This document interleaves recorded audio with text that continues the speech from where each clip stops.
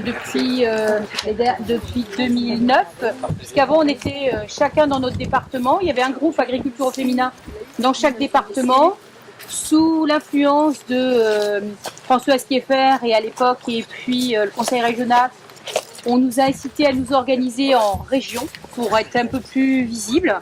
Au départ, vous aviez commencé à quel endroit? C'était dans chaque département. Et d'un point de vue représentativité et essayer de pouvoir percer un peu, donc c'est organisé en région. Donc le groupe agriculture au féminin s'est organisé en région. Et depuis 3 ans, on a aussi ouvert à l'égalité parité. Donc comme je vous l'ai dit, on travaille sur 4 axes. Nos actions touchent à peu près entre 400 et 1000 agricultrices par an, puisqu'on fait des journées de formation, des journées à thème, souvent autour du 15 octobre, puisque c'est la journée de la femme rurale, des femmes rurales plutôt. Et parce que j'ai mon animatrice qui va me reprendre si je ne dis pas des femmes. Donc voilà. Et sur des thématiques différentes, ça peut être très bien la thématique technique ou la thématique du bien-être, puisque on avait entre autres des fois des thématiques bien dans nos bottes, bien dans notre tête, puisque on sait que la conjoncture est quand même difficile et voilà, on a travaillé là-dessus. Donc c'est à peu près entre 400 et 1000 personnes. Alors il faut noter, ça c'est la partie un peu moins intéressante, qu'on rencontre des difficultés de financement puisque on a des dotations de l'État et du FSE et du Conseil régional qui diminuent. Et donc, si ça diminue, à terme, on aura une baisse d'intensité dans nos actions, même si on sait qu'aujourd'hui, les femmes sont en attente de toute cette spécificité, parce qu'on nous a dit pourquoi un groupe femmes. Effectivement, il y a besoin d'avoir des groupes femmes, parce qu'il y a des questions, si elles ne sont pas abordées par les femmes, elles ne seront jamais abordées par les hommes. Donc, charité bien ordonnée commence par soi-même. Donc, voilà. Et quel est le niveau des financements? Comment? Pourquoi les financements de l'État diminuent? Eh bien, parce que cause budget, cause... Le FSE, vous disiez? Le FSE, en fait, il n'y a plus.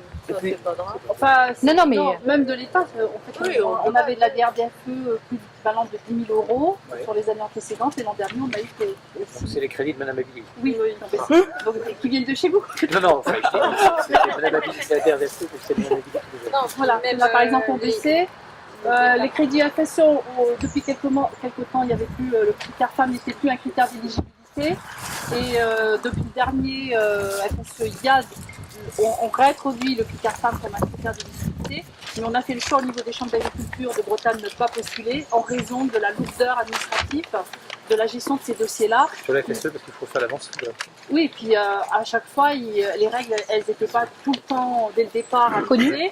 Et il fallait rembourser, et ça demandait, on passait plus de 1 TH et demi sur de la gestion administrative, alors un dossier qui devrait alimenter de la gestion de l'action technique sur le terrain. Donc on a préféré, ma structure a préféré décliner cette possibilité. Alors, et on a le conseil régional. Vous n'avez pas de financement de la directe aussi, ça? Non. Après on a du test d'art cette année pour longtemps. Et le ministère de l'Agriculture, pour l'animation, je suppose, du coup, du CASAR, c'est sur de l'animation? Oui, c'est dans le cadre du PRDA, le Programme Régional de Développement Agricole. C'est quoi, c'est pas de financement? Non, ça c'est des crédits qui sont financés par les professionnels, qui sont centralisés, qui sont redistribués en fait au niveau régional. Là, il y a des C'est combien au total pour le Au total en Bretagne? Ah oui. Au total en Bretagne, c'est une grosse enveloppe inter-organisation, c'est autour de, je ne vais pas dire de bêtises, c'est ne serait-ce que pour les chambres d'agriculture, c'est plusieurs millions d'euros. Oui.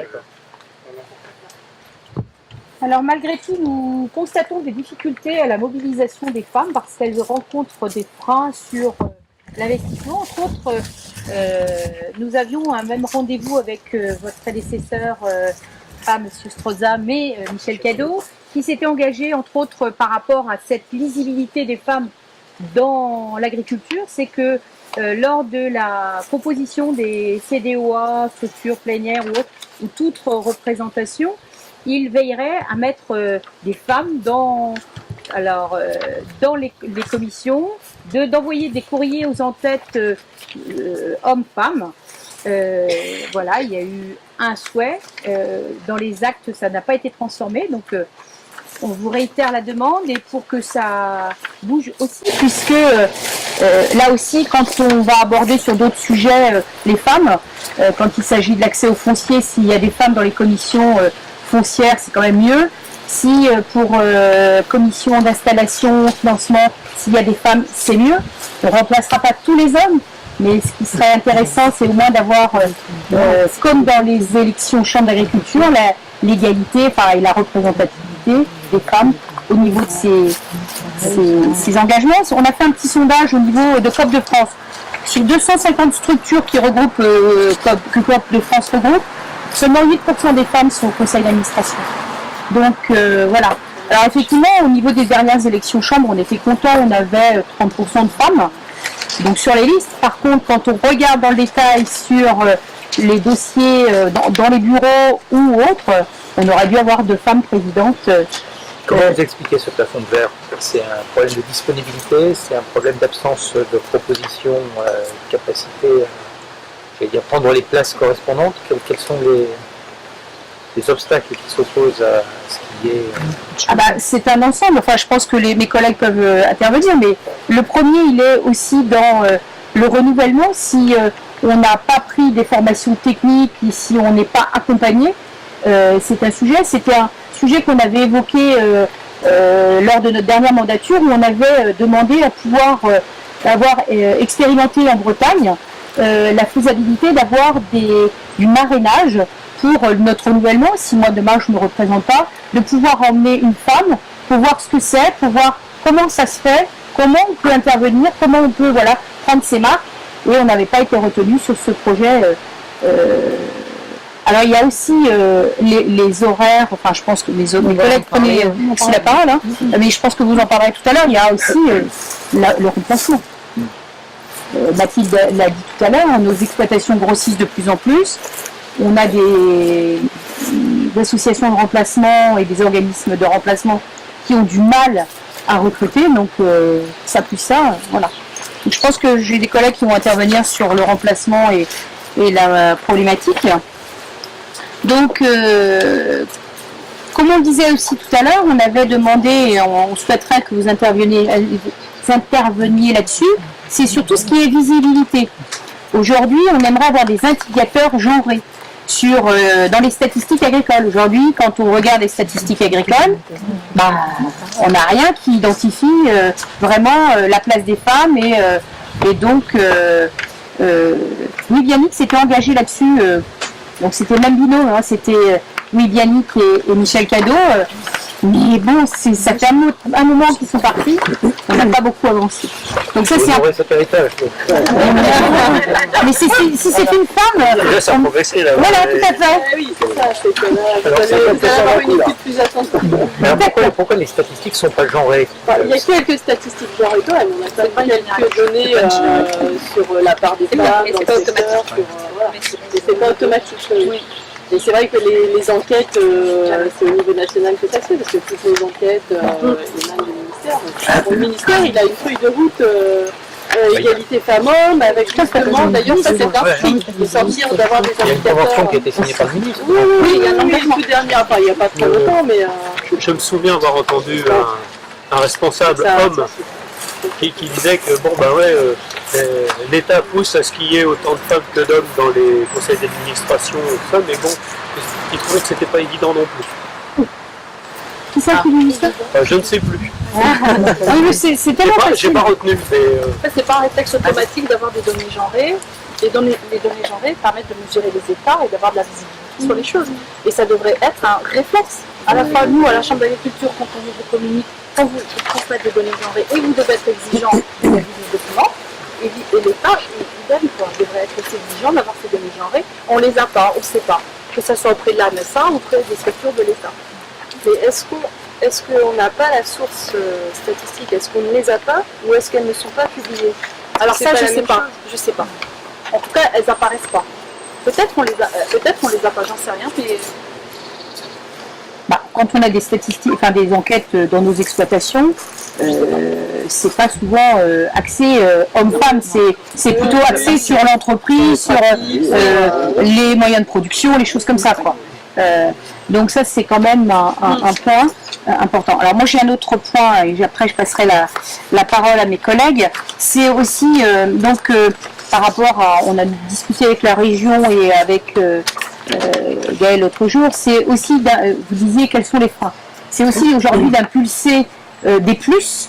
On sait que dans certaines catégories socio-professionnelles, quand c'est une femme qui s'installe, quand c'est une femme qui prend, il y a un plus, il y a éventuellement un chèque formation ou des voilà. Et je pense qu'aujourd'hui, ça, ce serait important. Entre autres, je pense que tout à l'heure, on va en parler sur le remplacement. Quand une jeune femme s'installe, qu'elle prend des responsabilités, elle n'a pas aujourd'hui forcément envie de prendre quelqu'un pour la remplacer. Ce que disait Mathilde tout à l'heure, quand elle prend des vacances, c'est papa qui se substitue et vice-versa. Sauf que elle aimerait peut-être avoir quelqu'un qui, au lieu de faire appel à l'association de remplacement, être quelqu'un qui vienne s'occuper de ses enfants ou des tâches ménagères, parce que on sait bien que la femme, malgré tout, quand elle rentre, elle a aussi ce problème-là. Donc, voilà. Et par exemple, vous, service de l'État, vous pourriez impulser le fait que d'être un peu plus dans l'organisation, par exemple, quand vous organisez des réunions, c'est de se dire, on fait la réunion 13h30, 16h. On n'attend pas la demi-heure agricole, comme ça nos hommes se mettraient au diapason. Et au moins, ça permettra à des femmes de se dire, à 16h, on est sûr que la réunion se termine. On a le temps de passer chercher les enfants. Mais ça vous fait rire, messieurs. Mais n'empêche que c'est une réalité. 16 heures, on disait qu'il était 16 heures. J'allais lui dire que normalement, c'était prévu plus tôt aussi. Ouais. Donc voilà, c'est aussi c'est un peu voilà, vous comprenez. Donc, et moi, mon dernier point, c'était voilà, ah oui, tiens alors, nous aider aussi quand il y a des stéréotypes et veiller à nous accompagner contre la lutte des stéréotypes, puisque Elle est dans le dossier. oui, mais je l'ai préparé, mais tu vois, j'ai trop bien préparé. Alors ça, ce genre d'affiche, ça suffit, quoi. On n'en veut pas. On n'en veut plus. Je pense qu'en tant que préfet de région, vous devriez être capable d'interdire Vous l'avez dans le un salon qui prend la femme objet comme ça. Je sais pas, qu'est-ce que ça... Donc tous les 2 ans, à Nouveau-Tout, on a ce salon de l'herbe. Arrive un moment, en plus c'est dans votre département, vous êtes à double titre impacté, monsieur le Est-ce préfet. que vous avez fait les observations? Oui, on a envoyé des courriers. Parce qu'elle a déjà été utilisé à un autre salon, on m'avait remis ça.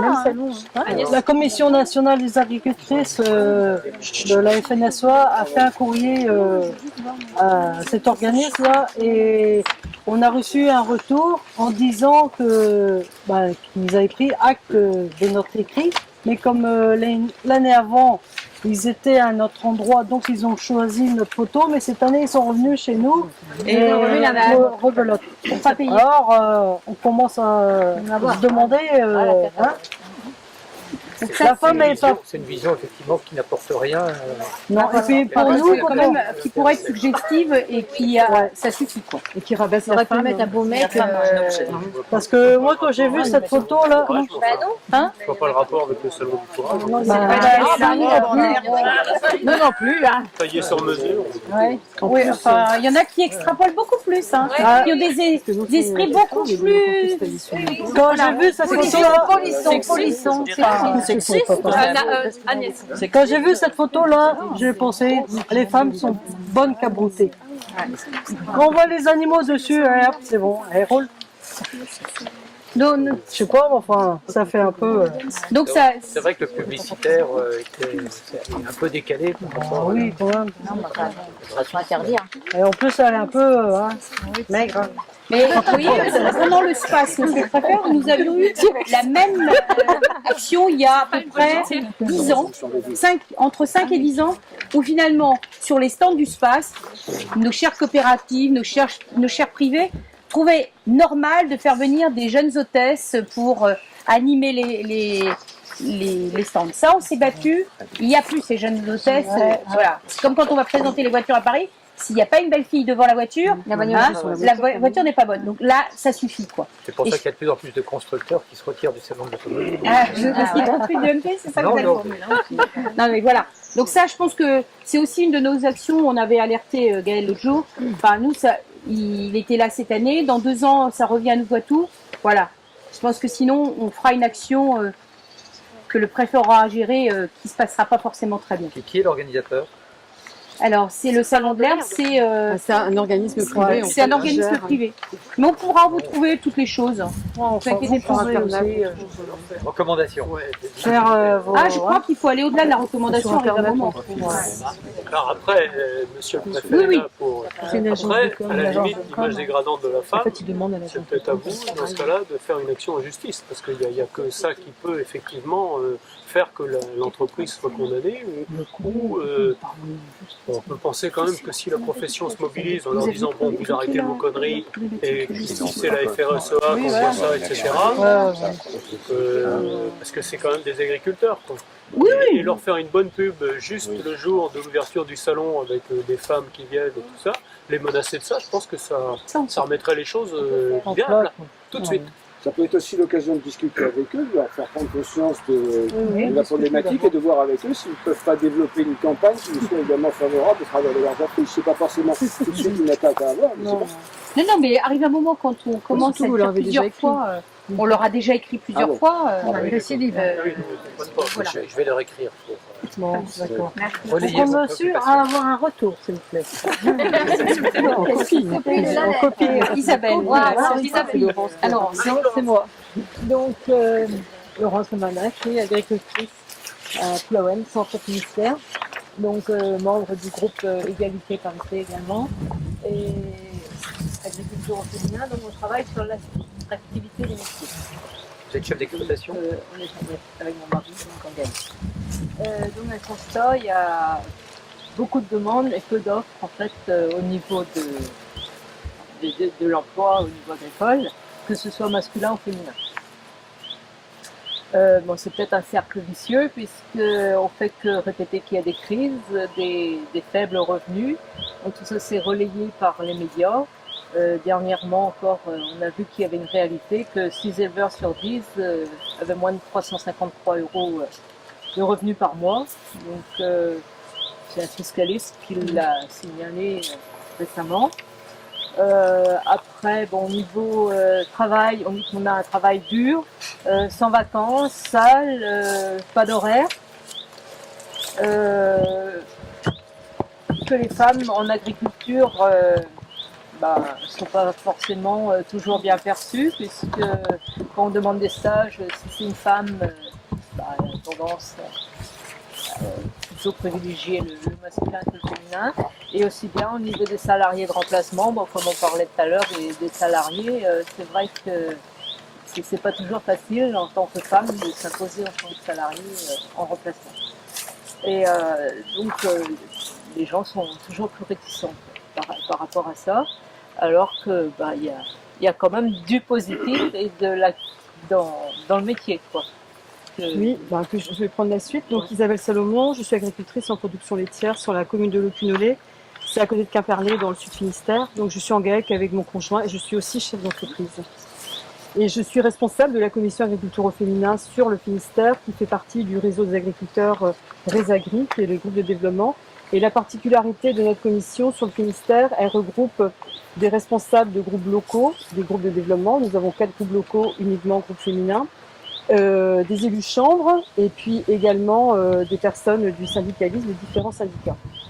Donc, comme disait Laurence, on a parlé beaucoup de négatifs, mais au niveau de nos groupes, on fait tout un tas de travaux, de formations pour justement apprendre à organiser notre travail et notre temps de vie. On sait qu'on peut avoir la possibilité d'organiser ces journées. C'est aussi une souplesse dans les horaires, avoir une vie de famille, malgré qu'on sait pour la traite, comme l'a dit Mathilde, on a des horaires, mais on sait que on peut être là présent. Je voudrais rajouter aussi qu'au niveau de la Chambre d'agriculture, il y a des essais qui ont été réalisés sur les horaires de traite à la station expérimentale de Trévarez et qui conviendraient aux horaires pour les femmes. En fait, les travaux qui ont été faits, c'est de voir qu'on peut réduire ce temps de traite et que pour autant, les vaches font toujours du lait. Et pour certaines personnes, certaines jeunes ou autres femmes qui sont en reconversion, elles pourraient travailler en agriculture plutôt que d'aller à l'usine, par exemple, puisqu'on s'adapterait à ces horaires-là. On travaille aussi beaucoup sur l'ergonomie et tout ce qui est pénibilité, les femmes les prennent plus en compte. Là, je citerai encore Mathilde qui a parlé tout à l'heure quand elle faisait des salariés de remplacement ou salariés dans les exploitations, que le matériel était mal graissé. Nous, on sait qu'on n'a pas de force. Donc, on est toujours assez maligne pour trouver une autre solution pour éviter cette pénibilité et qui rend service bien souvent aux hommes. On a réalisé également ici en cours des travaux sur l'événement qui soient adaptés aux femmes en agriculture parce que souvent c'est des habits qui sont standardisés, on n'est pas forcément à l'aise. Tout ça, ça joue dans l'image de la femme. Au sein de nos groupes régionaux et de nos groupes départementaux, nous communiquons aussi sur les femmes par rapport au visuel. Ça fait référence à l'affiche qu'on vient de parler. Et aussi, on essaye de faire en sorte qu'il y ait des femmes quand on parle d'agriculture, pour dire aussi que c'est un métier pour les agricultrices. Également, d'avoir beaucoup de témoignages d'agricultrices, des échanges avec les autres catégories socio-professionnelles pour dire qu'on est comme les autres. Et je voudrais citer un exemple concret quand on parle d'attractivité. On a notre collègue qui n'est pas là aujourd'hui, mais qui a sa fille qui est en 3e. Et donc, en début d'année, quand sa prof principale lui a demandé qu'est-ce que tu veux faire l'année prochaine, moi, je veux faire des études agricoles. Oh non, tu vas pas faire des études agricoles, c'est un métier, on gagne pas sa vie, non. Et puis donc, tout au long de l'année, ça a été comme ça, et ça a été dit devant ses amis, ses copains. Et les copains restaient là à regarder, et elle a tenu bon, et les parents ont dit, mais c'est pas possible qu'on entende des choses comme ça. Et elle va aller en études agricoles. Et là, dernièrement, ils se sont réunis après le brevet, et puis la même prof leur demande, mais là, pendant les vacances, vous partez en vacances? Alors, pas de chance, parce que cette année, cette jeune fille, pour la première fois, ne part pas en vacances. Donc, la prof, elle a remis une couche, voilà. En agriculture, ça paye pas, donc ils peuvent pas aller en vacances. Donc, la maman, elle est embêtée, elle sait pas trop comment prendre les choses. Et voilà, on a un gros problème avec les profs au niveau collège, qui a encore cette image. Et je rajouterais, moi, personnellement, il y a 35 ans ou 30 ans, ça fait un certain nombre d'années, quand j'ai voulu faire des études agricoles, ma prof, c'était non, tu vas aller faire des études service à la personne. Parce qu'une femme, sans doute, ne peut pas aller en agriculture. Et je trouve ça vraiment triste que 35 ans, j'entends encore la même chose. On a un peu la même situation dans les représentations en termes d'orientation. Au de l'industrie, par exemple. Oui, tout à fait. Il y a la semaine de l'industrie qui est organisée. On s'aperçoit qu'il y a les mêmes réticences du système scolaire pour orienter vers le métier de l'industrie, des filles, d'une certaine façon, parce qu'il y a des représentations qui sont souvent soit dévalorisantes que partagent les familles, soit éventuellement qui sont genrées, qui ont le même résultat que les... Oui, complètement d'accord. Est-ce que vous faites des actions de communication vis-à-vis On travaille beaucoup avec, je vais parler pour le Finistère, mais c'est pareil pour les autres départements. On a une élue au niveau de la Chambre qui est en charge de ce qu'on appelle les métiers verts, attractivité des métiers. Donc c'est homme-femme, et nous on travaille avec elle pour l'aspect plus féminin. Donc je sais qu'elle a déjà organisé des petits déjeuners le mercredi pour faire venir les profs. Le problème, c'est que les profs ne se déplacent pas, donc ils n'ont pas envie non plus de connaître ce qu'est notre métier. Il faut aller dans les établissements. Voilà, mais il faut aussi être accepté, quoi. Ça va dans les deux sens, quoi. Et alors, est-ce que vous accueillez dans les exploitations des jeunes en classe de 3e qui viennent faire un stage? Moi, j'ai eu fait, oui, tout à fait, oui. Moi, stage découverte, oui. Je fais ferme pédagogique, justement, et j'accueille les enfants du plus jeune âge, puisque la reconversion. Et c'est vrai qu'on se rend compte que quand on a reçu une classe, et donc les encadrants et donc les professeurs, ils sont très surpris du métier, de notre métier. Donc, quand ils repartent, ils me disent non, on ne sait pas que votre métier est comme ça. Par contre, ils se permettent de dire aux enfants, ne faites pas ce métier. J'ai moi-même vécu ce problème là aussi. Donc, voilà. Alors que quand ils ont vu les outils que l'on a, comment on fonctionne, ils se rendent compte par eux-mêmes que finalement, c'est pas une si mauvaise image que ça. Ils sont restés dans l'image, alors excusez-moi, je caricature souvent, mais la petite dame à 4 pattes sous sa vache avec le tabouret et le seau en zinc, il y a longtemps que c'est terminé. Donc, non, mais c'est resté, cette image-là qui est restée. Ils ont du mal à comprendre. 40% des jeunes installés ne sont pas issus d'une famille tout à fait. agricole. Oui. Mais c'est vrai que ce que vous dites, on l'a vraiment identifié. Alors, c'est une priorité. D'ailleurs, on a un projet régional de l'enseignement agricole qui vient d'être lancé, qui court sur 5 ans, c'est tous les 5 ans. Et ça, c'est le point principal, l'attractivité du métier, parce que ça concerne les femmes, mais aussi les hommes. Alors, encore plus les femmes, parce que, bien sûr, c'est plus compliqué. Et la captation des élèves de collège, c'est le souci principal. Les directeurs d'établissement nous disent, on n'arrive pas à faire venir les profs principaux dans nos établissements, on n'arrive pas à les motiver et à changer les témoignages que vous évoquez. Effectivement, ils nous les signalent régulièrement. Il faut qu'on travaille avec l'éducation nationale sur le sujet. On rencontre la rectrice la semaine prochaine. C'est vraiment voilà, comment on arrive. Alors c'est vrai que les stages de 3e, c'est une des voies d'action, mais bon, encore faut-il que les jeunes émettent le choix d'aller faire leur stage en exploitation. Je pense qu'il faudrait que dans le programme des écoles, justement, dans leur programme de l'année, il faudrait qu'ils aient un sujet qui puisse justement les amener sur les exploitations. Alors il y a divers sujets, hein, ça peut être très bien les sciences et la terre, enfin ça peut être la chimie, enfin bon, voilà, l'alimentation, et je pense que c'est ça qui doit... Moi, je vais compléter également. Je reçois chez moi, sur mon exploitation, classe UT de Brest. Donc, les élèves sont venus faire des expériences sur les cultures et autres. Et ensuite, les professeurs m'ont demandé est-ce qu'ils pouvaient venir visiter l'exploitation. J'ai dit très bien, envoyez toute l'école IUT, venez, on va faire un casse-croûte et visiter l'exploitation, c'était super. Ils sont tous venus. Ouais. Donc mais c'est IUT, comme ça. Ils ont déjà fait un choix de formation sur Oui, mais enfin, que les profs viennent sur l'exploitation, après ça c'était moins gagné. Hein. Mais là on a... Ce qui est important, c'est qu'au niveau de l'orientation, donc en classe de 3e, il puisse y avoir effectivement une connaissance plus... Voilà. Moi c'est ce que je veux faire, c'est forcer, enfin forcer entre parenthèses, que les profs viennent sur les exploitations avant de dire voilà. Parce que ça, il faudrait qu'on le fasse là, fin août, avant la rentrée, que tous les professeurs soient envoyés sur les exploitations. Il n'y a pas de convention passée avec le rectorat pour permettre d'organiser. Pas à ce stade, mais c'est un des objectifs justement. Et j'ai l'objectif de rencontrer le rectorat de Rennes bientôt, donc j'en parlerai un mot. Sans convention, ça se fait, c'est-à-dire qu'il peut y avoir des liaisons entre les collèges et les lycées en proximité pour, je dirais, aller sur les exploitations, sur le territoire. Mais on se heurte vraiment à des difficultés pratiques, du temps, enfin voilà, il y a... Mais je pense et puis alors il y a aussi je pense que c'est la crainte des assurances aussi. Enfin, nous dans notre sur Château-Giron, tous les 2 ans on fait une journée des écoles. Donc on sollicite les instituteurs, enfin voilà, on rentre par le bureau de parents d'élèves et on reçoit 500-600 élèves sur la journée. Le souci c'est qu'aujourd'hui il faut leur payer le bus, il faut que nous on donne du temps. Il faut que ça leur coûte 0, il faut presque leur donner de l'argent pour qu'ils viennent. Donc le problème c'est que quand ils sont venus, les gamins reportent satisfaits. Déjà au moins on sait que quand ils rentrent le soir, ils sont sûrs que le lait sort de la vache, pas que de lait. Mais ça vous fait rire, mais aujourd'hui c'est ça, hein, quand on a des gens qui sont complètement déconnectés. Mais c'est aujourd'hui, c'est quand même trouver aussi ces financements. Donc nous on considère que c'est du temps, mais c'est important. C'est peut-être avec les conseils départementaux qu'il faudrait regarder la possibilité d'emmener toutes les classes de 3e au moins une journée sur l'exploitation de l'école. Peut-être, c'est peut-être quelque chose à creuser. Mais moi je pense, moi je pense qu'au niveau des profs, il y a quand même un travail pour les informer.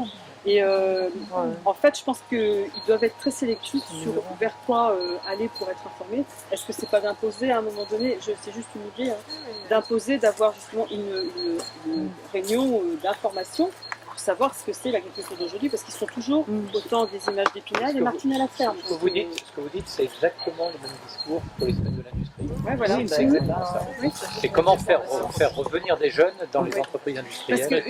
Ceux qu'il faudrait voir, ce sont les professeurs qui font l'orientation. Oui, les profs principaux, en particulier ceux de 4e et de 3e. Oui, parce que malheureusement, moi j'ai deux enfants, donc une qui vient d'avoir son bac et un autre qui vient d'avoir son brevet. L'enseignement professionnel, c'est nul. Non. Je dis, vous vous rendez compte de ce que vous dites. Moi, j'ai fait du professionnel. J'ai dit, pour le moment, vous avez encore des études qu'on vous paye, vous n'êtes pas à la rue. Et ça vient beaucoup, des profs et ce qu'ils entendent. Et je trouve que c'est grave. Donc, je me bats aussi qu'on fait ça. Et par rapport à ce qu'il y a dans les livres aussi, en parlant du monde agricole, ça, c'est à revoir aussi. Parce que quand vous voyez SVT pour aborder l'agriculture, c'est pulvérisateur. je suis désolée, la première chose qu'on fait, c'est quand même nourrir les gens, et pas forcément C'est prendre pas le pour tuer là. Bon. Je trouve que Vous c'est comprenez grave, peut-être, mais des gens qui ne sont pas du milieu agricole, des enfants qui ne sont pas du milieu agricole, qui ramènent ça à la maison. Alors, il y a aussi les conditions de stagiaires d'accueil. Tu veux ou tu y vas? Oui, en fait, il y a le problème, c'est qu'actuellement, les stagiaires, ou même les ouvriers de remplacement, enfin ici on a vu qu'il y avait un vestiaire, mais dans beaucoup de fermes, il n'y a pas de vestiaire et il n'y a pas non plus de sanitaire. Donc ça pose aussi un problème important les salariés. Pardon? Pour les salariés. Pour les stagiaires, salariés. Quand j'entends la salariée qui est venue me remplacer l'année dernière quand je suis partie en vacances, je lui dis ben voilà, j'ai un petit endroit, c'est pas terrible. Mais elle me dit c'est une grande chance. D'habitude c'est le coffre de ma voiture qui me sert de vestiaire. Donc ça veut dire que les exploitants, oui voilà, il n'y a rien. Il y a forcément un coût pour mettre aussi en place tout ça. On ne demande pas d'avoir quelque chose homme, femme, mais d'avoir au moins un endroit, vestiaire, une douche, toilette, et puis pour pouvoir se changer. Il y a déjà un gros frein. C'est qu'aujourd'hui, Mathilde disait tout à l'heure qu'elle a fait un projet de bâtiment. Donc il y a plein de moments où on pourrait anticiper, dire on fait un vestiaire, on fait des toilettes et autres. Sauf que le frein, c'est qu'aujourd'hui, on ne peut pas mettre les évacuations des douches ou des toilettes dans la fosse à lisier. Alors, il faudra, monsieur le préfet et monsieur les représentants, les élus, qu'on nous explique pourquoi, quand on tire la chasse d'eau, ça pollue notre fosse à lisier, et qu'alors que les bouts de station de nos collectivités viennent sur nos champs. Là, je pense qu'il y a un sérieux problème. Il y a un sérieux problème. Et on a une source de réponse pour la mise en conformité de l'accueil des stagiaires, de femmes entre autres, qui serait réglée, mais dans, on va dire, 99% des cas. Je pense pour avoir suivi un certain nombre de dossiers de réutilisation des eaux usées, traitées ou pas traitées, qu'on se heurte à quelque chose qui est complexe à gérer et qu'effectivement il y a une espèce de principe de précaution qui est pris fréquemment et qu'il faut essayer de le dépasser sur des dossiers concrets. Voilà. C'est-à-dire qu'il faut regarder un certain nombre de cas, de situations de figure et regarder avec l'ARS en particulier et avec eux comment on peut surmonter ça. Mais pour ça, il faut travailler sur des dossiers individuels et concrets, regarder comment. Non, mais là, on n'a pas réponse à notre question seulement. C'est-à-dire,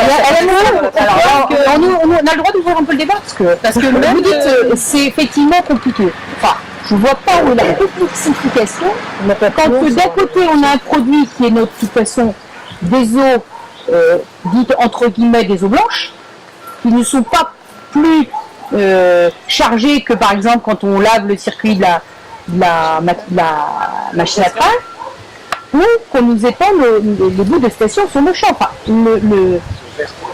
Comment Les eaux vertes, les eaux Oui, voilà. Il y a un moment où il faut qu'on arrive à donner peut-être des dérogations, parce que ne rien vouloir faire ou dire il faut qu'on regarde.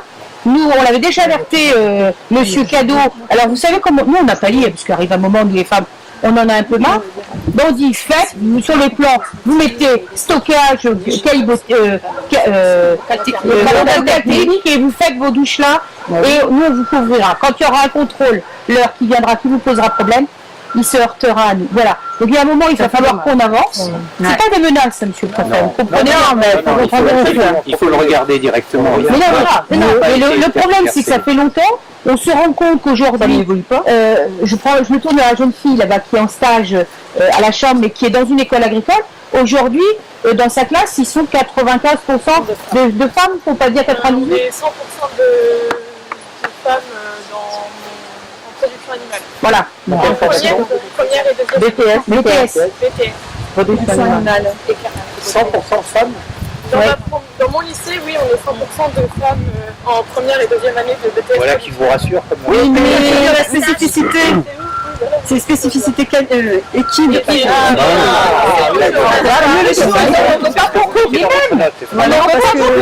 Non, parce que quand elle nous a dit ça aussi tout à l'heure, on s'est dit, bah dis donc, tout ce qu'on est en train de dire, elle nous casse tout. Mais non, elle a parlé des cas, ah bah oui, ça change tout. Et en axe. J'ai vu dans votre papier, vous mettez qu'il y a très peu d'installations porcines, beaucoup plus en élevage laitier. il est même pour ce problème-là, Mathilde qui a fait un bâtiment à 300 mètres, qui habite à 1 kilomètre, que les parents sont en bas, quand elle va vouloir aller aux toilettes, comment va-t-elle faire? Voilà, le problème, elle a mis des toilettes et son Voilà. voilà. De toute façon, si c'est pas fait, il faut le faire. Parce que il faut aussi que tu gardes de bonnes conditions. Marie-André, ah oui, vas-y Marie-André. Non, j'ai remonté le dossier, c'est vrai. Mais par contre, la difficulté, c'est que nous, on ne peut pas communiquer. Pourquoi remonter le dossier? Il dit, monsieur le DTTM, il dit remontez-moi les dossiers, on va faire cas par cas. On va étudier pour avancer. Non, c'est de toute façon global. Il faudrait qu'on trouve une règle du jeu qui soit applicable et qui évite de vous exposer à des Voilà, c'est ça. Voilà. C'est-à-dire qu'on ne peut pas le faire en catimini, on est obligé à un moment donné de regarder ensemble dans quel contexte on peut laisser faire ces dérogations. On le voit avec l'ARS. Honnêtement, votre raisonnement est assez frappé du bon sens. Je vais aller jusqu'au bout du bout, monsieur le préfet, parce que là, ça m'énerve un peu. Donc moi, quand je suis au bâtiment, je suis obligée de refaire 500 mètres pour revenir aux toilettes, parce qu'on n'a pas eu nos bâtiments de plaque. Tandis que mon mari, qu'est-ce qu'il fait, lui? Eh bien, debout, il dit, attends, la fosse à lisier. Donc, que moi, j'ai le canal classique ou la fosse à lisier, écoutez, il y a un moment, et c'est pour tous les intervenants comme ça. Il y a une expérimentation qui est en cours aujourd'hui. Là-dessus? Non, pas là-dessus. À l'échelle de 2 régions qui visent à permettre d'accorder des dérogations au niveau des préfets à un certain nombre de réglementations. La Bretagne a demandé à ce qu'elle bénéficie de ce type d'extension. C'est peut-être une solution qu'on pourrait trouver pour permettre effectivement de mettre en œuvre une... Tout est fait, encore, parce que là, j'ai un fils qui vient de s'installer, on aura de faire un bâtiment. Là, le local technique, hein. On fait, hein. Marie-André, je suis en infraction. Il y aurait aussi les incinérateurs qui sont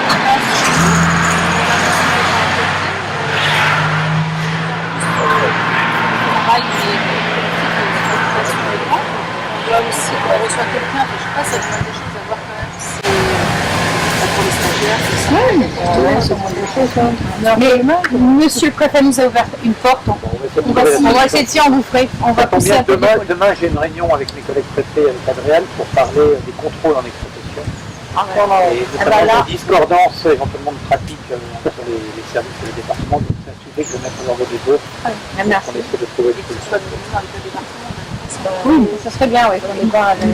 Si monsieur le préfet, région interviendra pour que ce soit réglé dans les 4 départements. De manière officielle et non officielle. Vous êtes grand par rapport à nous, donc ça va. Avant la fin de l'année, ça serait bien aussi, si on met les barres plus haut. Après, il y avait la question de la mixité. Oui, petite entreprise, là c'est la loi en fait. En fait, quand c'est des toutes petites entreprises, c'est le cas de l'aide agricole, si d'emblée ils ont déjà un salarié homme, et ben c'est très difficile de reprendre soit une stagiaire femme ou un... Pour les vestiaires. Voilà. Et donc la dérogation, se poser la question au bout d'un moment, on se dit dans les pays nordiques, ils ont bien fait, ils ont arrêté de faire des toilettes femmes, des toilettes hommes, etc. Ils ont mis des toilettes mixtes et des vestiaires mixtes, donc se respecter mutuellement. Est-ce que ces lois-là qui sont pour des grandes entreprises, quand c'est des toutes petites entreprises telles que le cas des exploitations agricoles, est-ce qu'on ne peut pas trouver aussi des possibilités? Sinon ça bloque, personne ne veut prendre de stagiaires femmes. Mais là c'est l'inspection du travail, mais vous avez déjà eu des contrôles dans les exploitations? Non, mais... Il y a des procédures à ce titre-là? Non, pas du tout, mais nous on essaie d'enlever tous les... On anticipe, on en a tellement eu qu'on anticipe maintenant. Parce qu'aujourd'hui il y en a beaucoup qui ne veulent pas prendre de femmes en stage. Ils n'en veulent pas. Même quand c'est des filles d'agriculteurs, moi il y a des expériences qui me disent. On n'a pas dit qu'on était enfants filles d'agriculteurs, on a fait notre truc tranquille, zéro refus. Après on a fait fonctionner le réseau et là on a eu des stages. C'est encore pire dans le milieu paysagistique. Donc là, ils ne veulent pas prendre de filles par rapport à ça. Donc nous, on se dit peut-être c'est aussi les vestiaires. Par rapport aux histoires de vestiaires qu'on nous demande. Parce que l'inspection du travail, pour les sanctionner, c'est encore plus séparé. Voilà. C'est la directe qui... C'est des toutes petites. Si je voulais juste dire quelque chose, parce qu'on parlait sur l'attractivité, et puis que les femmes, on les met souvent à l'administratif, qu'on les met à la maternité ou qu'on les met à la traite. Je vous invite à regarder sur YouTube une vidéo qui s'appelle « Les femmes, on les attend pas ». Et là où on voit une femme qui fait des semis de céréales. Et c'est une vidéo qui a été primée, qui a reçu le 2e prix pour un concours qui a été réalisé entre les chambres d'agriculture et la Fédération nationale des groupes de développement. Et donc cette vidéo a obtenu le 2e prix. Donc les femmes, on les attend pas sur YouTube, c'est pas compliqué, vous trouverez facilement. Et vous verrez que les femmes, elles peuvent conduire un grand tracteur et puis semer des céréales. Allez sur le page Facebook avec les filles de c'est moi. Donc Nadine Fiskeller, moi je suis agricultrice en GAEC avec mon fils en production laitière et viande bovine sur Crédimpoer, c'est dans le Finistère, juste à côté de Carhaix. Et je voulais juste vous interpeller sur la réforme des retraites qui va être débattue bientôt. Donc je sais que c'est un gros chantier, mais pour nous c'est très important vu le faible niveau de retraite, notamment des femmes. Comment ? La retraite, qu'elle soit ou de base ou complémentaire, les niveaux de retraite agricoles sont faibles, les niveaux de retraite des femmes sont encore plus faibles. Et donc, je crois que d'après ce que j'ai entendu, le président, lui, il est pour tous les corps de métier à une retraite par point. Nous, on est déjà à une retraite par point, mais voilà, il faudra apporter une vigilance particulière à la valeur du point, parce qu'on est dans nos références, ils prennent une carrière complète. Et donc, ce serait mieux quand même d'avoir sur les 25 meilleures années, parce que les années où les revenus sont très très faibles, on engrange très peu de points, donc après, on a des retraites très très faibles. Donc, du coup, Mais là, il n'y a pas de différence entre les femmes et les hommes. Non, c'est au niveau des carrières. Souvent, ce sont les femmes qui se sont arrêtées pour élever les enfants ou qui ont pris un mi-temps. Donc c'est vrai qu'après, en fin de carrière, elles le retrouvent, quoi. Bon, après, ce sont des choix. Hein. Avec quand même un bémol, c'est que nous, notre groupe aussi Agriculture au féminin, a travaillé, ça a été renoté, mis en avant dans le rapport sénatorial, c'est qu'on a travaillé à ce que les femmes obtiennent un statut. Et entre autres, on avait beaucoup de femmes qui étaient encore conjoints d'exploitants. Quand on a permis, puisque la réforme du GAEC, hommes-femmes, quand on a pu donner, ça c'est une avancée de Stéphane Le Foll, quand on a avancé sur la reconnaissance a posteriori des GAEC, enfin des exploitations hommes-femmes qui avaient été obligées de se mettre en ERL, leur donner la possibilité de devenir en GAEC avec la transparence GAEC, ça a fait que des femmes qui étaient conjoints d'exploitants sont devenues chefs d'exploitation. Et quand tu es conjoint d'exploitant, la retraite elle est peanuts, quoi. Donc, sauf que quand il faut avancer, il faut, comme on dit, donner des carottes pour faire avancer les choses. Il n'y a pas de reconstitution rétroactive de la carrière de... Non, ça, il n'y a pas. Mais Nadine, après. Non, elle avait donné les chiffres avant, je reprends ça après. Sur la question des retraites, on a la retraite par points. Pour ce qui est de tous les travailleurs indépendants, les agriculteurs, les commerçants, il faut savoir que la solidarité nationale fait que on vient abonder à ces retraites-là, parce que sinon il n'y aurait quasiment rien. Donc on ne pourra pas mettre ces catégories-là au même niveau que les autres. Sinon, ça veut dire une baisse de retraite directement. Donc ça, c'est pas possible. Vu les niveaux, on est en gros, c'est 800 € à peu près la moyenne de retraite, hein, c'est ça. Hein. Suivant les revenus. Moi, je vous ai mis une note. Vous l'avez dans votre pochette. Je suis allée. Vous avez une simulation. Vous avez une simulation puisque la MSA nous donnait l'opportunité d'aller regarder sur leur site. Ils nous ont mis une calculette. Je vous l'ai mise dans votre pochette. On voit ça aussi avec la profession de il y aura peut-être des amendements apportés. Donc je vous ai mis deux feuilles. Je vous ai mis une estimation qui a été faite en 2016. Et 18 mois après, je suis allée sur la calculette MSA. J'ai regardé, il y a 220 € d'écart. À savoir que les tout petits revenus d'aujourd'hui vont faire les toutes petites retraites de demain. Donc, et quand on parle de petits revenus, je vais parler de l'évolution des revenus professionnels réels depuis 2012, chiffre de la MSA d'Armorique, en sachant que de 2012 à 2013, on a perdu 10% de revenus. 2013-2014, moins 5,4. 2014-2015, moins 26,3. Donc si on fait entre 2012 et 2015, ça fait moins 42%. Avec une très belle embellie en 2016 de plus 35%, mais quand même, on n'a pas rattrapé en 2016 notre retard depuis 2012. Ce qui fait que si en salaire moyen, revenu moyen mensuel 819 € en 2012, on tombe à 691 en 2016, qui dit petit revenu, dit petite retraite à la fin. Là, vous parlez Global. Ah oui, chef. Pas de données genrées pour ce cas. Moyenne entre hommes et femmes. Bah, tout ça dépend de la période auquel elles ont été chefs d'exploitation. Non, le salaire. La rémunération. Et la rémunération, il n'y a pas la parité au niveau... voilà. Si elle était conjointe d'exploitant, elle n'avait pas le même... donc voilà, et elle ne pouvait... On aimerait bien les avoir, mais ça... On sait que ça s'améliore maintenant parce qu'on est là, on a tout le statut et ça va aller comme ça, mais on sait qu'il y a une part de femmes qui va arriver en retraite qui à une époque n'avaient pas de statut. Et tu parlais aussi de calculette à un moment donné, tu parlais de calculette. Oui, alors la calculette, on a fait beaucoup de remontées auprès de la MSA en disant on ne comprend pas comment en 18 mois notamment, puisque mes frères il y a 18 mois d'écart, ça a pu chuter autant. Alors je ne sais pas, qu'est-ce qu'ils font? Pour l'instant, ils ont bloqué la calculette, plus personne ne peut aller sur le site. Donc ceux qui n'ont pas fait, qui n'ont pas anticipé pour savoir combien ils allaient toucher en retraite, ils ne peuvent plus y aller. Donc ça a été remonté au niveau de la MSA. Ça a été remonté. C'est la MSA qui est bloquée? Oui. Là, ils doivent en avoir marre, mais ils appellent. Bah, je pense que ça doit appeler sans arrêt. Tout le monde s'affole en voyant des montants comme ça, quoi. Agnès, concernant le salaire, en tant que chef d'exploitation, effectivement, ce qu'elle dit les agricultrices, la plupart maintenant qui s'installent, elles choisissent le statut de chef d'exploitation. Après, en ce qui concerne les prélèvements ou les salaires qu'elles s'attribuent en tant que chef d'entreprise, nous n'avons pas cette information. On ne peut pas aujourd'hui dire est-ce que c'est la même chose que pour le salariat, il y a une écart de 20% entre les femmes et les hommes au niveau salaire. On ne le sait pas. C'est un indicateur qui n'est pas genré. Voilà, c'est un indicateur qui n'est pas genré et qui ne pourra pas le... Et qui n'est quand même, alors il faut reconnaître à César ce qu'il y a à César, c'est aussi de notre propre responsabilité, puisque après, si on ne veut pas payer trop d'MSA, on fait par rapport à ça. Je vais reprendre ma main. Oui, je reprends, mais je veux Il va prendre d'avance, oui. Ça fait combien l'exploitation, c'est pas du revenu, c'est pas un salaire. Oui, c'est une avance sur...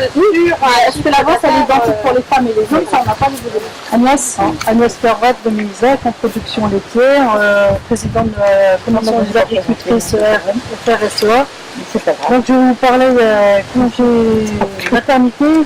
Donc nous on aimerait bien que tout soit pris en charge par le service de remplacement pour faciliter le congé maternité soit en augmentation pour les femmes. Donc pour ma fille, donc pour plus tard, si elle voudra avoir un enfant, ce serait plus facile pour elle si tout le service de remplacement est pris en charge.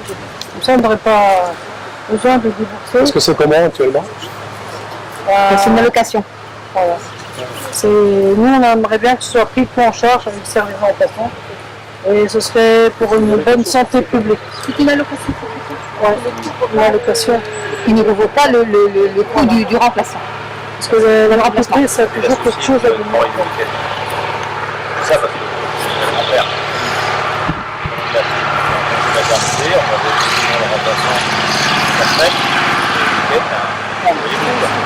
Mais toi, à la FTT, tu rattrapais ton temps de travail, quoi. Voilà. Ça couvre actuellement la location forte, ça couvre quelle part du congé maternité? Ça, on n'a pas cherché.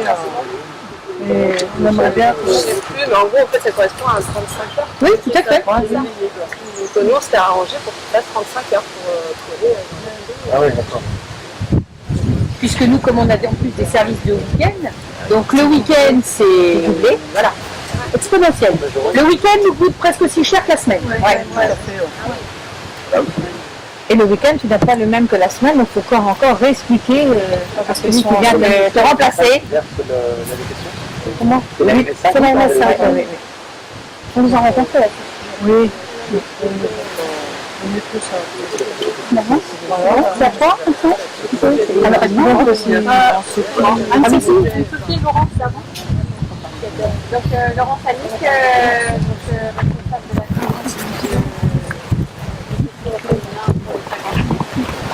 je reprends après Nicole Lepay, qui est celle qui est là. Et après Anne.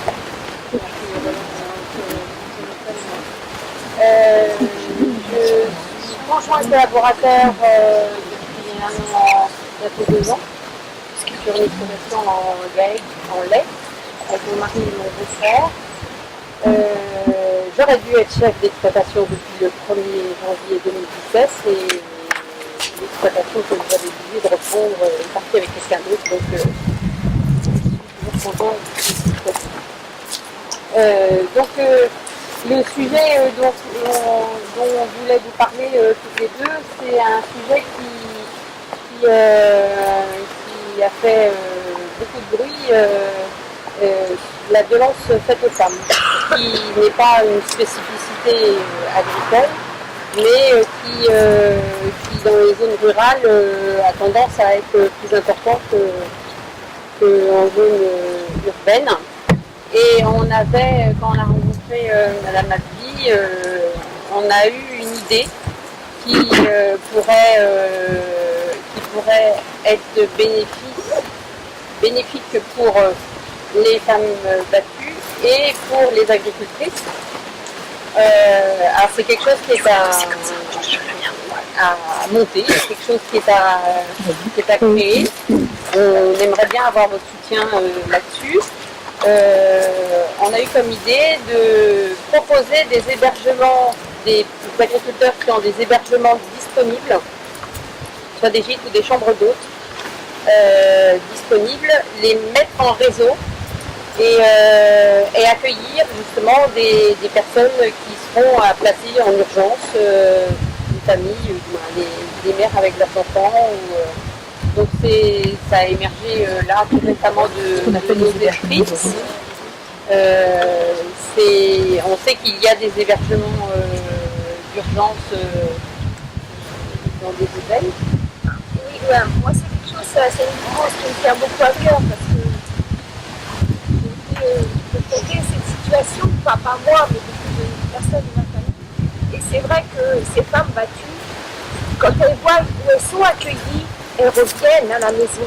Et si elles n'ont pas un endroit, justement, moi je trouve que le lieu des fermes est super important parce que ces fermes, elles sont dans un cadre, ben voyons, on a un cadre super, on a des animaux, on a des agriculteurs qui sont neutres et puis souvent les lieux sont assez isolés et pas obligatoirement référencés par Marie, ben pas avoir le réflexe d'aller chercher dans un gîte ou dans un lieu comme ça. Et je trouve que ça permettrait à ces femmes, certainement plus que dans les hôtels ou dans les maisons impersonnelles, de se poser et de réfléchir avant de retourner et d'avoir ce courage quelquefois de partir de la maison. Et je trouve qu'on a beaucoup de fermes qui ont des gîtes et qui ne sont pas complètes toute l'année. Et ça fait en plus une diversification pour toutes ces femmes qui ont ces gîtes-là et qui ne sont pas remplis et qui seraient contentes d'accueillir, évidemment, avec un soutien de l'État, parce qu'il y a des situations très très compliquées à gérer. Ces femmes arrivent quelquefois dans un état... Enfin, elles sont, pour avoir été confrontées, moi, ces femmes-là, elles ne sont pas en état de décider quelquefois. Et donc, je trouve que ça pourrait être une solution de créer un réseau avec des gîtes à la ferme, les bienvenus à la ferme, les gîtes de France. Mais il y a certainement quelque chose à créer là-dessus. Combien de logements il faudrait, à votre avis? C'est difficile à dire, bien sûr, parce que c'est pas ce serait peut-être pas forcément des logements, mais créer un réseau de manière à ce que les agricultrices qui ont des chambres d'hôtes ou des gîtes et un endroit à prévenir quelqu'un, à dire moi cette semaine-là j'ai de la place pour des urgences, pour pallier à un manque d'hébergement. Parce que le coût de la stabilité ne doit pas être très élevé, finalement, parce que le nombre de femmes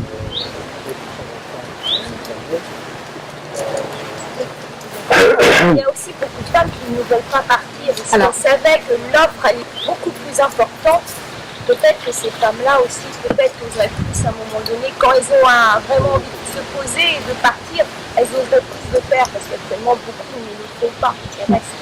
Et d'être en par rapport à un hôtel. Je pense que c'est une chose pour moi qui est, j'ai oublié de me présenter tout à l'heure, donc je suis agricultrice à côté de Dinan. Je suis en GAEC depuis le 1er mars avec mon mari et mon fils en production lait et production porc. Et je suis aussi, je fais du tourisme rural, donc chambre d'hôtes et gîtes. Et pour conforter ce qu'elle dit, c'est que j'ai effectivement une demande pour recevoir de vendredi pour le lundi une dame dont le mari la battait et la violait tant qu'il pouvait, alors qu'elle était vraiment incapable de gérer. Elle ne parlait plus, elle avait fait un AVC, je crois qu'elle était jusqu'à 80%, et c'était une situation d'urgence. Et je l'ai reçue dans le gîte, proposé par l'UDAF. Et je pense que ce sont et nous qui pouvons mettre en réseau ce que l'on a comme disponibilité, et je ne sais pas comment on peut les services qui mettent, qui proclament une sortie d'urgence du foyer, qui doivent avoir le réflexe de se dire, ben voilà, il y a des maisons tout équipées comme était mon gîte pour accueillir. Cette dame avait une auxiliaire de vie jour et nuit, quoi. Donc il y avait 3 chambres, donc chacun avait son son indépendance, et voilà. Donc je pense que c'est un réseau qui pourrait être mis en place, tout à fait, mais c'est peut-être les services de l'État ou les juges de tutelle, je ne sais pas trop en fait, qui c'est qui gère ça. Il y a les femmes, il y a surtout les enfants. Il y a surtout les enfants, parce que le cadre d'une exploitation se prête vraiment à ce que l'enfant se reconstruise et se pose aussi quand la maman, voilà, il y a aussi les deux. Donc à creuser. À creuser, de votre côté. Parce que le 3919, le service d'information, d'accueil et d'orientation, le SIAO qui gère les placements en hébergement des personnes vulnérables, pourrait effectivement avoir une convention permettant de gérer non pas un parc de logements, de gîtes, de possibilités de cette nature, mais enfin en tout cas le fait de s'adresser à des hébergements disponibles. Je ne pense pas que le coût en serait très très élevé pour le POP 177, alors qu'il y a un programme budgétaire qui est toujours en tension chronique et sur lequel il y a toujours des difficultés. Mais ce que je vous propose, c'est peut-être qu'on essaie de travailler avec l'ONG, avec un service départemental, qui pourrait être le service 35 par exemple, pour voir dans quelle mesure on pourrait faire un dispositif qui pourrait être mis en place et apporter une réponse satisfaisante en milieu rural avec ça.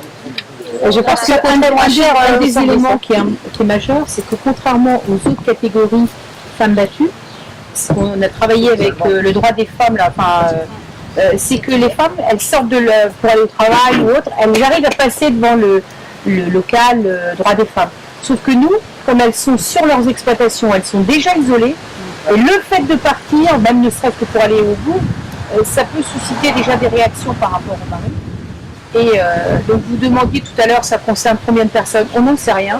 Une chose est sûre, monsieur le préfet, c'est que par rapport à la conjoncture économique que l'on vit, on a de plus en plus de femmes qui sont pas forcément battues physiquement, mais qui sont moralement très par le verbal, parce que la situation est quand même très très difficile dans beaucoup d'exploitations. Et la femme étant la variable souvent d'ajustement, soit elle part travailler à l'extérieur pour ramener un financement, soit elle se renferme sur elle-même avec des conditions de vie difficiles. Je trouve que ça s'accentue en plus avec toutes ces associations en ce moment là qui aident aux soldateurs, et les gars, tout ça. Et souvent on est le relais, nous, avec les consommateurs et tout ça. La femme a souvent ce rôle-là.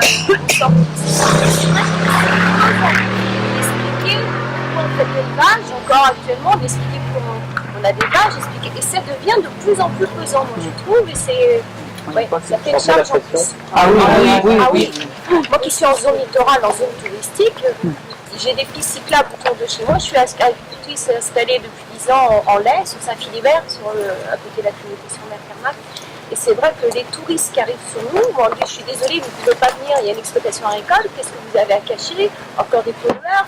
Enfin voilà, c'est que ça. Est-ce qu'il n'y avait pas ça avant? Ils étaient contents d'aller sur une ferme. Je trouve que c'est les gens et souvent on est le relais entre les deux, et ça s'aggrave. Une petite allusion, je pense, moi, quand tu dis ça, mais ça n'a rien à voir avec nous, les hommes et les femmes, c'est les déchets verts. Maintenant, on a pauvre déchetterie, un nombre de passages par an, 12 passages par an. Les déchets verts et tout ça, ce qui se passe dans nos campagnes maintenant, c'est qu'on voit des sacs poubelles, de déchets verts, des sacs poubelles, on vient déchetterie. Ça aussi, bon, ça n'a rien à voir, tu sais, mais Malheureusement, là, on retrouve plein de sacs de pelouse sur les banquettes. Et Voilà. qui est-ce qui les prend? Ils sont libres pour tout, quoi. Pour tout. L'agriculture est devenue... Vas-y, la conclusion, Sylvie. Donc, Non, moi je voulais dire que moi je suis secrétaire générale avec DSA du Morbihan. On a fait 14 réunions de terrain. Là, on vient de terminer, on a fait ça entre juin et début juillet. Et c'est vrai que sur ces réunions-là, la première chose que les gens parlent, avant de parler de prix ou de problèmes agricoles, c'est ce qu'elle a dit Anne-Sophie, c'est le bashing incessant. On ne peut pas ouvrir un poste de télé sans une semaine, il y a une émission à charge qui sont aussi bien pour tout ce qui est phytosanitaire, glyphosate, maltraitance des animaux. Enfin, c'est sans arrêt qu'on a l'impression d'être des pollueurs, des empoisonneurs, alors qu'on passe 70 heures par semaine à travailler pas grand-chose, comme l'ont dit les collègues, et que quelque part, l'image qu'on veut donner aux citoyens, alors qu'on dit les gens aiment bien leurs agriculteurs et tout, ouais, mais enfin, il faut surtout pas regarder la télé, il faut se fermer les écoutilles, mais on ne peut pas vivre en dehors de tout.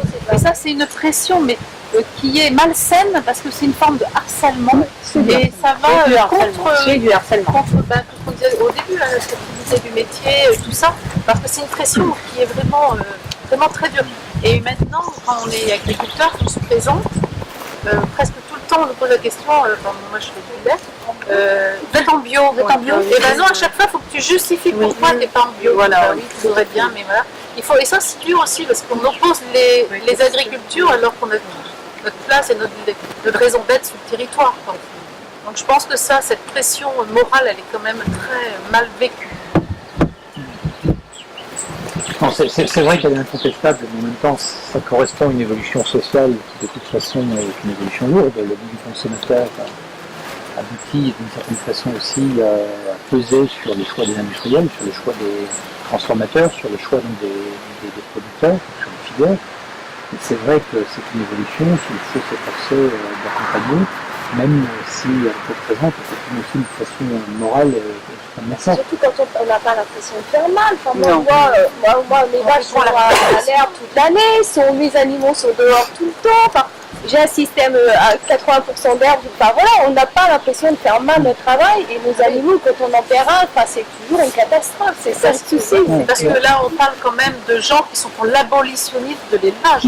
On n'est pas dans le genre sociétal où les gens veulent plus de sans OGM, du pâturage. Non, on est avec des gens qui sont vraiment à vouloir. Il y a un militantisme très agressif. Oui, ils sont peut-être pas une très grande part de la population, mais ils ont quand même un très important. Ils ont une table de com, ils savent faire. Oui, ils sont très minoritaires encore. Oui, ce qui veut dire que, malheureusement, parce qu'il y a aussi un certain nombre de cas qui peuvent justifier les images de L214. Mais on les déplore nous-mêmes. Bien sûr, non, mais c'est évident, mais ça veut dire qu'il faut aussi, c'est pour ça, travailler plus en amont possible pour accompagner parfois quelques exploitants qui peuvent avoir des difficultés qui sont une exception. Et que les services de l'État s'efforcent aussi d'accompagner pour permettre de régler leurs difficultés, éviter de les laisser isolés quand ils le font.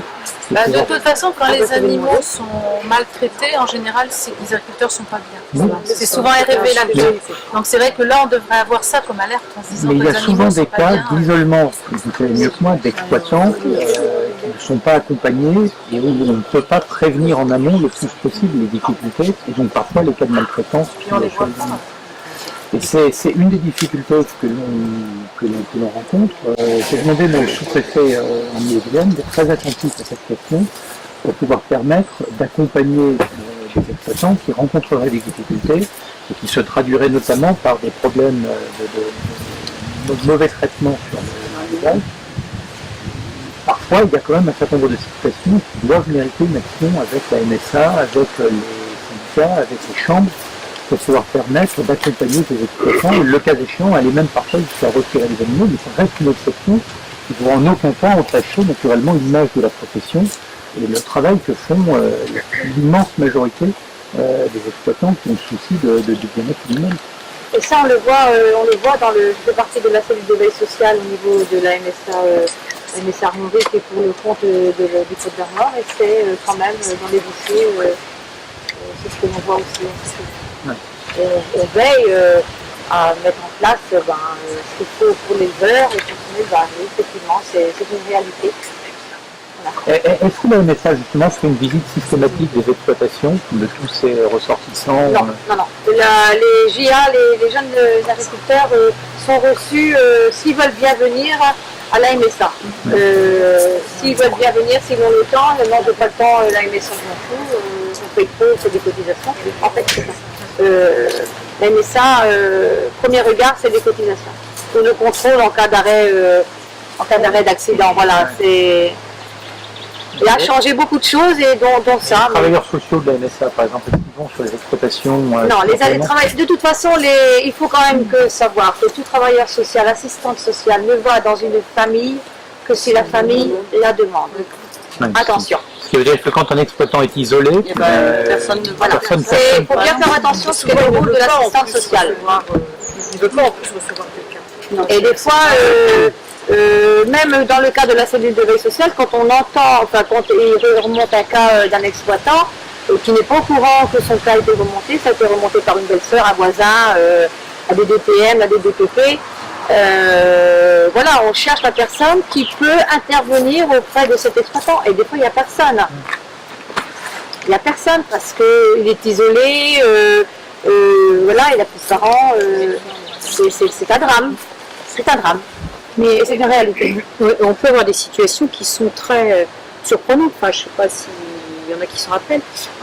Il y a 3 ans, en Ille-et-Vilaine, on a eu un producteur de porc qui officiellement présentait très bien. Il était au sein d'un conseil d'administration. Enfin, sa femme ne s'était rendue compte de rien. Il a été disparu pendant 7 semaines. Enfin, c'était de Jean, à l'époque de Jean Dauvigny, enfin, quand Jean Dauvigny était parti sur Paris.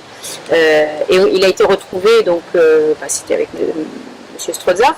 On l'a retrouvé à Cognac, mais c'est quelqu'un qui a fait un burn-out.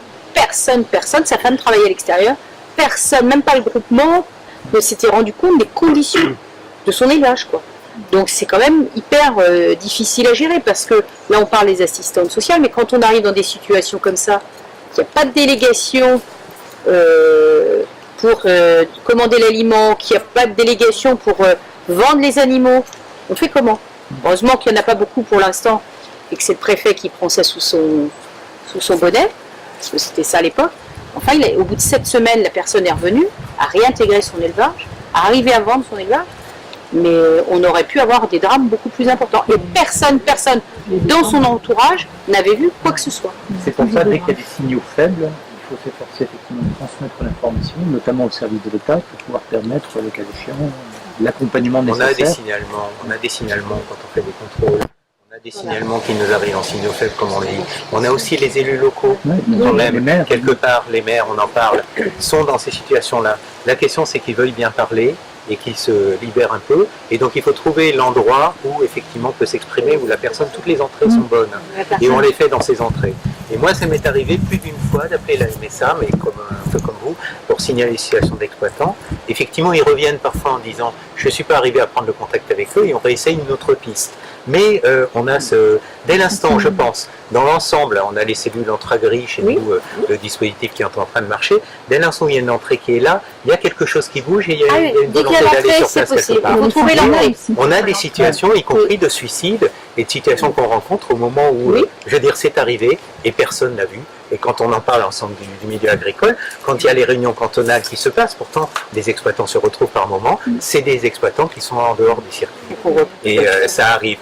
Mais je pense que le système de mise en réseau de toutes les personnes en relation, honnêtement, ça marche mieux, je pense, que ça ne pouvait marcher à une certaine époque, où chacun gardait ses renseignements, quoi. Et hésitait à en parler pour des raisons qui sont économiques, personnelles ou autres. Il y a un petit dispositif qui a été mis en place sur le territoire du village de Pontivy avec la chambre d'agriculture, où par phoning, on s'adresse à un certain nombre d'agriculteurs pour voir s'ils veulent réfléchir à l'avenir de leur exploitation, sans préjugés. Et puis, ensuite, il y a un contact physique. Et en fonction de ce que, je dirais, la chambre d'agriculture repère, il peut y avoir comme ça un certain nombre d'alertes qui sont faites. Alors, pas forcément parce que ça va mal, mais peut-être aussi parce que l'agriculteur se trouve dans telle situation et qu'il est renfermé un petit peu sur son exploitation et qu'il ne regarde pas quelles sont les possibilités qui lui sont ouvertes en termes de diversification. Et ça va parfois jusqu'à des conseils d'abandon en disant, ben voilà, vous êtes dans une situation financière qui vous amène a une grosse difficulté financière, peut-être faudrait-il arrêter et voir dans quelles conditions l'arrêt peut se faire. Donc là, on a financé, je crois que ça doit être 300 ou 400 appels qui vont être faits dans ce domaine-là. Une expérimentation qu'on a essayée et qui fonctionne pas trop mal. L'accueil est très bien. Les appels ont commencé. Les appels ont commencé, c'est ça? Sachant que pour compléter un peu, l'entrée et avant tout organisation du travail et emploi, hein, les gens qui sont en situation de fragilité, on va dire, en termes de charge de travail, c'est avant tout ça l'entrée. Et effectivement, parfois du coup, on détecte des situations, on va dire, de détresse morale ou voire de détresse financière.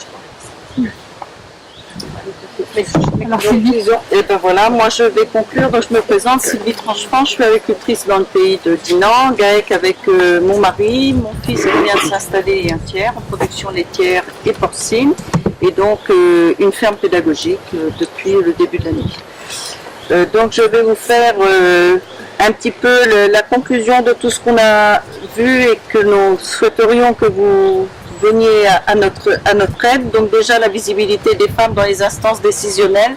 Donc c'est vrai qu'on souhaiterait représenter les 30%, que ce soit dans les conseils d'administration, mais dans les bureaux également, parce qu'il n'est pas rare de voir 30% dans le conseil d'administration. Mais quand il s'agit d'aller dans le bureau, alors on laisse bien les femmes sur le bas-côté. Pourquoi? Alors cherchons l'erreur. Hein. Je pense que malheureusement ça n'arrivera que quand ce sera imposé. C'est un peu dommage de le dire comme ça, mais voilà, on se rend compte que... Une illustration, c'est le Césaire, quasiment une participation complète.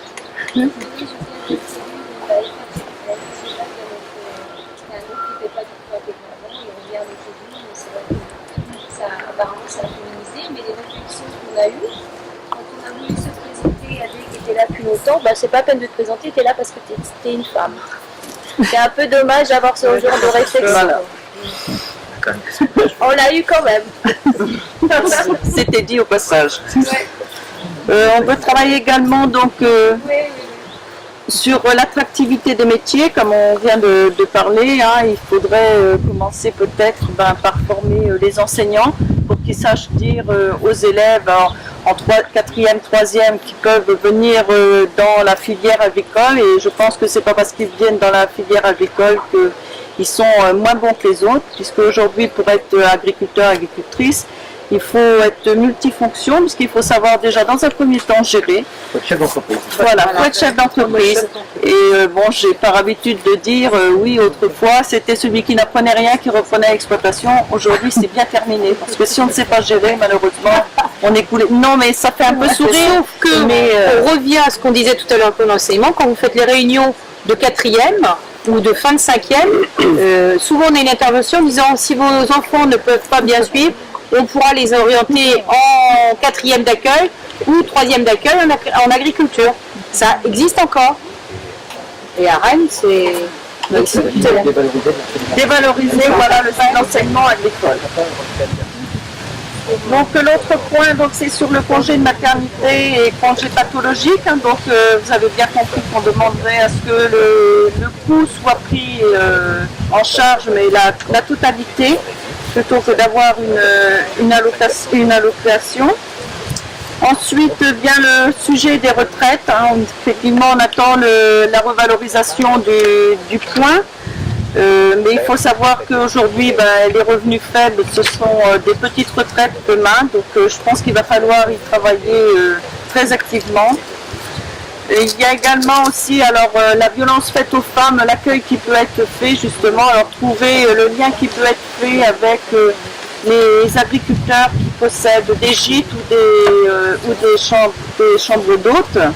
Donc les mettre en relation pour pouvoir accueillir les femmes qui sont en souffrance, parce que je pense qu'il y a un intérêt qu'elles soient sur des exploitations, elles auront un accueil plus chaleureux que dans un hôtel. Non pas que je dis que les hôtels ce n'est pas bien, mais c'est quand même très anonyme. Tandis que quand elles sont sur une exploitation, il y a quand même possibilité d'échanger avec les agriculteurs, et puis ça peut leur donner un peu un souffle d'espoir.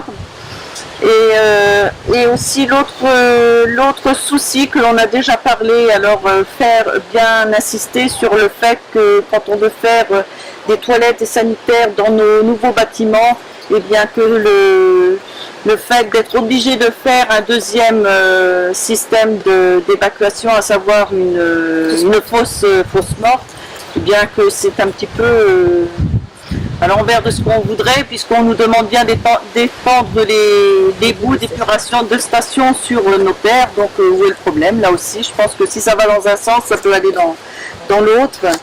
Et ce que l'on souhaiterait, c'est avoir des rencontres régulières justement avec vous, monsieur le préfet, et les différents politiques, de façon à pouvoir faire le point et voir l'avancement des travaux, parce que je pense que voilà, il y a toujours beaucoup de travail à faire. Et je finirai par dire qu'une société qui se féminise, c'est une société qui s'humanise. Voilà.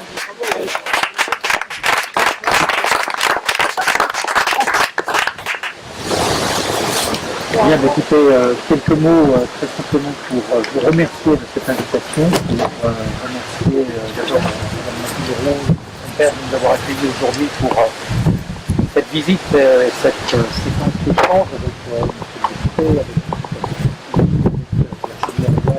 la adjointe, avec Gaël Attili, avec le DDPM de Morbihan. Je crois que c'était important pour puisse avoir cet échange. C'est l'occasion d'abord d'évoquer d'une manière peut-être non genrée, peut-être les difficultés de l'agriculture d'une manière générale, en tout cas les ambitions, les projets, mais en même temps aussi les difficultés qui peuvent être rencontrées. Et puis, s'agissant de la question de l'égalité homme-femme, la situation particulière de l'agriculture sur laquelle vous vous mobilisez et sur laquelle je veux saluer votre énergie et le temps que vous consacrez à pouvoir permettre d'accroître cette nécessaire égalité, comme vous l'avez dit, entre les chefs d'exploitation, les conjoints d'exploitants, permettre de faire en sorte que hommes et femmes puissent appréhender les mêmes problèmes, mais également aussi partager les mêmes ambitions pour leur activité professionnelle. Donc, je veux naturellement saluer ce que vous faites en termes de promotion de cette égalité, dans les conditions que vous avez rappelées tout à l'heure, avec peut-être une question de moyens qu'il faudra mobiliser pour permettre que vous ayez au niveau de votre association les conditions d'un fonctionnement et les conditions nécessaires pour porter vos ambitions, mais également aussi pour permettre de promouvoir et bien toutes les démarches que vous avez évoquées, que vous avez ramassées en conclusion, qu'il s'agisse de l'orientation, de la formation, du renforcement de l'attractivité de votre métier, bien ce qui concerne la qualité de vie, le budget, la retraite, les questions de violence sur lesquelles on doit pouvoir agir. Moi, j'ai le sentiment qu'il y a deux catégories de sujets. Il y a les sujets qui relèvent du législateur, monsieur le député, pour un certain nombre d'entre eux, et sur lesquels mon rôle, c'est aussi sans doute de faire remonter au niveau national, au niveau des ministères concernés, les préoccupations que vous partagez, que vous portez, pour qu'elles puissent être prises en compte dans les débats aujourd'hui ouverts sur les retraites, sur les différentes questions que vous avez mentionnées. Puis il y a des questions qui sont peut-être plus d'intérêt local, sur lesquelles on doit pouvoir travailler avec les services de l'État. La question des statistiques, il faut que l'on regarde avec RAF en particulier, si on peut essayer de convaincre le ministère d'élargir les statistiques genrées, les informations qui sont disponibles. Sur la question du droit du travail, peut-être à voir avec la directe. Alors il n'y a pas naturellement l'ambition de modifier le code du travail au niveau bien évidemment local. En revanche, il y a peut-être des possibilités de voir avec l'inspection des conditions dans lesquelles on peut avoir une interprétation qui soit plus ouverte en termes de sanitaire ou en termes de vestiaires. Ce sont des choses qui peuvent être peut-être réglées au niveau local. Sur la question également des installations de sanitaires que vous évoquiez, je vais voir avec demain les DDPM et l'ADREAL si on peut mettre en place un dispositif qui permettrait d'accueillir favorablement des demandes telles que vous les présentez, de travaux qui pourraient être réalisés sur votre exploitation. Sur les violences faites aux femmes, je crois qu'on doit pouvoir trouver aussi une réponse sur un dispositif peut-être expérimental dans un premier temps, mais de mise en réseau effectivement avec des gîtes, avec des capacités d'accueil qui permettraient de répondre certainement à un besoin. Et je pense que le critère budgétaire est sans doute pas forcément dirimant dans la réponse à apporter à ces questions. sur la question des congés, il faut voir les congés maternité ou congés pathologiques, voir avec la MSA. Et là, je crains malheureusement qu'on se heurte à un problème de coût de cotisation. Mais je m'engage à essayer de voir avec le président de la MSA. On est avec lui ce matin pour parler de la situation des agriculteurs sur le côté posé en annexe de cette réunion. Et je pense qu'en tout cas, on a la possibilité de l'interpeller sur le sujet. Sur toutes ces questions, moi, vous avez souhaité qu'on puisse avoir des échanges réguliers. Je suis naturellement tout à fait ouvert et disponible. On est par exemple 2 réunions par an de cette nature. Alors, peut-être pas forcément dans un cadre aussi unique, et je vous remercie en tout cas de nous l'avoir offert aujourd'hui, mais même plus prosaïquement à Rennes, dans les locaux de la préfecture, ou dans les locaux des services de l'État, peut-être à la DRAP également, pour permettre d'avoir ce type d'échange, ce type d'examen des difficultés que vous évoquez. Moi, je suis en tout cas tout à fait disponible et tout à fait à votre écoute pour pouvoir permettre de poursuivre et d'essayer d'améliorer ensemble la situation des femmes en agriculture et pour permettre d'aller plus loin dans cette exigence d'égalité que vous appelez de vos vœux. Merci en tout cas pour votre accueil aujourd'hui et pour le temps que vous m'avez consacré, que vous nous avez consacré. Merci.